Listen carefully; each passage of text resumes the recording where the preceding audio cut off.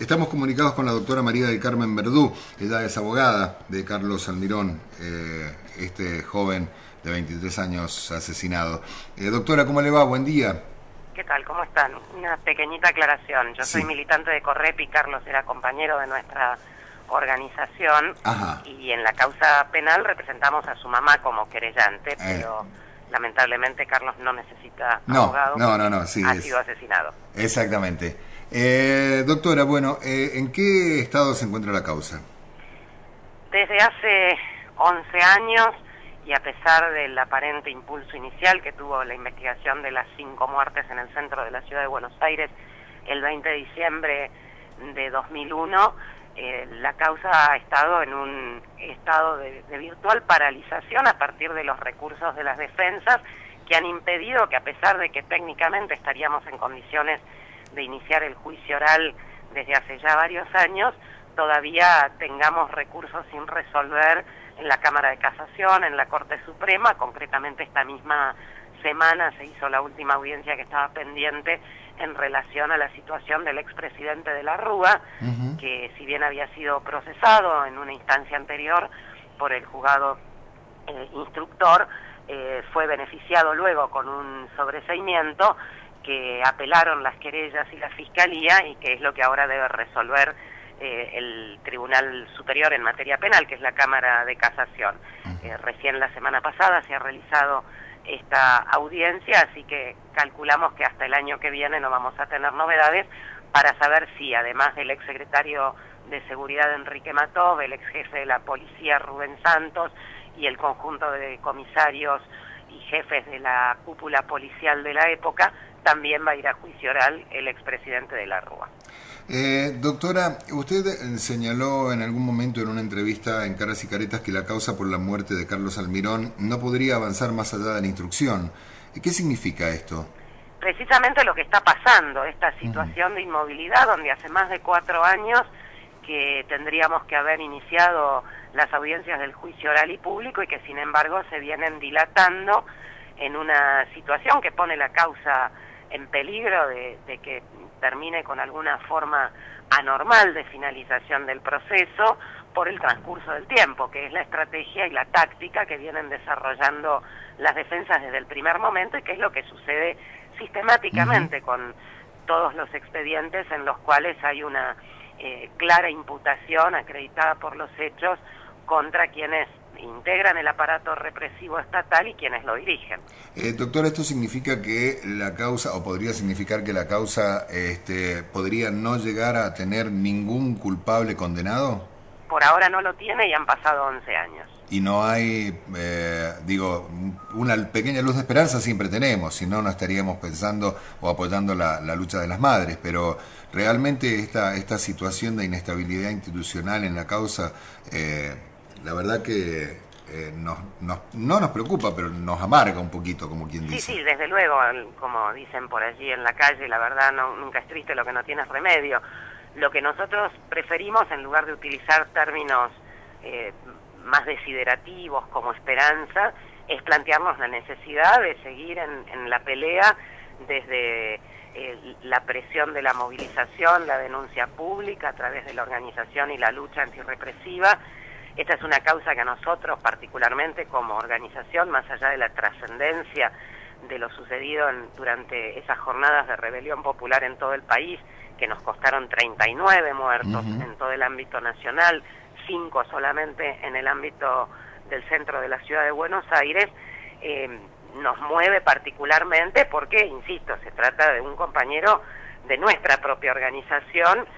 Petete, además de tener un marcado activismo estudiantil y en organizaciones políticas en las que estaba integrado, también participaba como militante de Correp y era uno de los compañeros que coordinaba los grupos de familiares de víctimas de la represión policial en zona sur, y por lo tanto tiene desde ese punto de vista más subjetivo una importancia capital para nosotros. Ahora, no podemos dejar de ver, como en otros casos en los que estamos menos vinculados emocionalmente, como los asesinatos de diciembre del 99 en la provincia de Corrientes, en el puente que une Corrientes con Chaco, también ordenado por el gobierno de la Alianza, como en los casos de las muertes del Parque Americano o de cualquiera de los 68 asesinados en movilizaciones o manifestaciones desde 1995 a la fecha, Aníbal Verón, Víctor Choque, Teresa Rodríguez,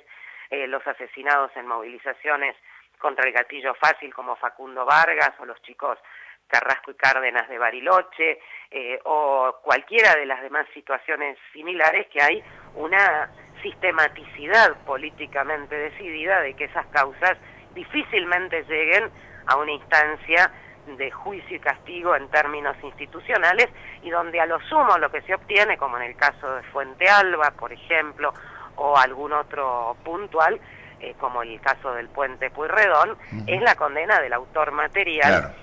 Y difícilmente se logra acceder, de hecho no se ha logrado en ningún caso, con excepción de la instancia de instrucción de la causa del 20 de diciembre, avanzar hacia las responsabilidades políticas. Va a ser histórico el día que podamos iniciar el juicio contra el secretario de Seguridad, Enrique Matov, es decir, Matov ocupaba en el gobierno de la Alianza el cargo que hoy tiene el ex carapintada Berni, era el segundo del ministerio que dirigía las fuerzas de seguridad, en ese momento era el Ministerio del Interior, hoy sería el Ministerio de Seguridad, como secretario del cual dependían las fuerzas federales, en este caso concreto la Policía Federal. Nunca se ha logrado en ninguno de los casos que le mencionaba, y yo creo que los más compatibles para la comparación con el del 20 de diciembre son el del puente de Corrientes y el del puente Pueyrredón. Exacto. Operativos multifuerza, con toda una planificación específica contra insurgencia y que generaron una cantidad de heridos y muertes. En ninguno de esos casos se ha llegado a las instancias de responsabilidad política. Aquí llegamos con el procesamiento. Todavía no hemos logrado, después de 11 años, el juicio oral. Doctora, saliendo un poco de lo legal, usted tuvo una activa participación esos días, porque estuvo permanentemente presentando habeas corpus para liberar a los detenidos que la cacería policial había dejado ahí. ¿Cómo vivió, cómo recuerda usted esos días, llegar a su casa, enterarse que lo habían matado a Almirón, que era militante de la Correpi? Precisamente, y esto es un tema que obviamente al haber estado protagonizando un poco la situación, porque Correpi obviamente como organización popular estuvo en la calle desde el 19 de diciembre, como estuvimos tantos sectores populares, y por eso precisamente tenemos un muerto, ¿no es cierto? Porque el compañero encabezaba la columna que por la Avenida de Mayo intentaba llegar a la plaza y que fue interceptada en la esquina de Hipólito Yrigoyen y 9 de Julio por el grupo de combate de la Policía Federal dirigida por el subcomisario Enrique Sergio Weber, dicho sea de paso, hijo del famoso Ernesto Frimón Weber, represor de la ESMA, aquel apodado 220 o el maestro, porque fue quien desde la policía le enseñó a los marinos a usar la picana en ese centro clandestino de detención, que recibió esa columna con un disparo cerrado, primero de gases lacrimógenos, después de armas largas. Uno de los proyectiles de las postas de las escopetas disparadas por el personal policial mató a Petete, otra alcanzó al joven Gastón Riva, que cayó muerto a pocos metros de distancia de Petete, y una cuadra más adelante, en Chacabuco y Avenida de Mayo, moriría el tercer joven de ese sector de la ciudad de Buenos Aires, Gastón Benedetto, a partir de los disparos del personal de vigilancia del edificio del banco HSBC, donde también estaba la Embajada de Israel, que fue disparado por un ex militar interviniente en la represión a la tablada, que era vigilador privado en ese edificio particular. En ese marco, mientras esto sucedía en Avenida de Mayo y 9 de Julio, otro grupo de compañeros, entre los que yo estábamos en el Obelisco, nosotros intentando llegar a la plaza por Diagonal Norte, donde poco antes había habido también una fuerte gaseada y por eso habíamos replegado hacia la Plaza de la República para retomar un poco el aliento, y desde allí vimos a la distancia, en las escasas cuadras que separan el Obelisco de la intersección de Avenida de Mayo y 9 de Julio, la columna de humo de esos disparos.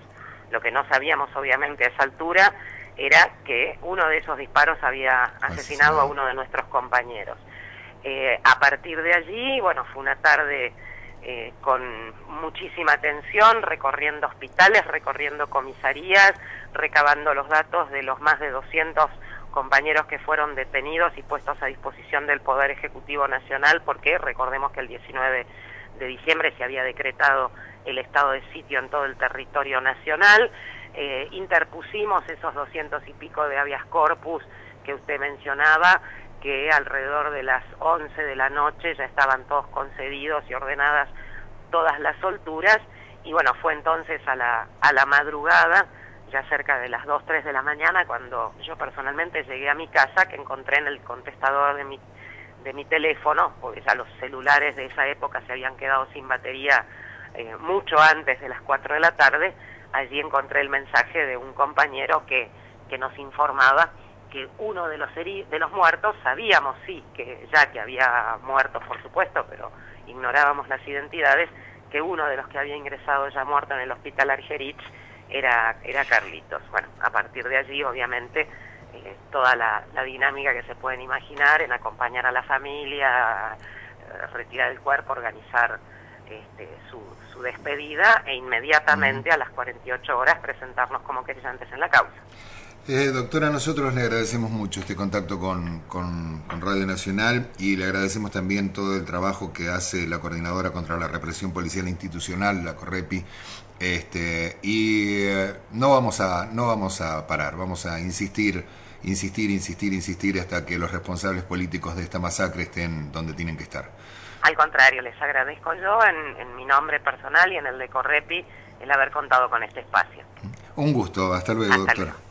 Hablábamos con la doctora María del Carmen Verdú. La doctora María del Carmen Verdú es abogada de Marta Almirón, la madre de Carlos Petete Almirón, uno de los muertos del 20 de diciembre de 2001.